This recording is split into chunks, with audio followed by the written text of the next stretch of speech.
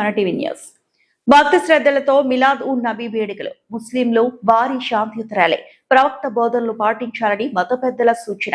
ఎమ్మిగనూరు పట్టణంలో మిలాద్ ఉన్ నబీ వేడుకలను ముస్లిం సోదరులు భక్తి శ్రద్ధలతో ఘనంగా నిర్వహించారు. మంగళవారం పట్టణంలోని వివిధ మసీదుల్లో ప్రత్యేక ప్రార్థనలు నిర్వహించారు. ప్రార్థనల అనంతరం జమియా మసీదు నుంచి మైదానం మీదుగా చున్నంబట్టి మసీదు, హఫీజ్ మసీదు, సోమప్ప సర్కిల్ వరకు శాంతి ర్యాలీ నిర్వహించారు. ర్యాలీలో ముస్లిం సోదరులు పెద్ద సంఖ్యలో పాల్గొన్నారు.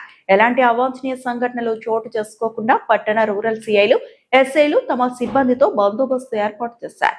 ఈ సందర్భంగా హైదరాబాద్ కు చెందిన మత గురువు సయ్యద్ సైఫుద్దీన్ ఖాద్రీ హమీదీ హకీం పాషా సాహిబ్ మాట్లాడుతూ ప్రవక్త మహమ్మద్ బోధనలు, సూక్తులను వివరించారు.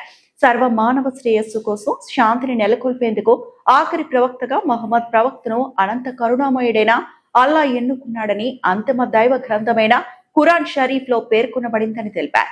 ప్రవక్త మహమ్మద్ సూక్తులు, బోధనలను ప్రతి ఒక్కరూ పాటించాలని మత పెద్దలు సూచించారు.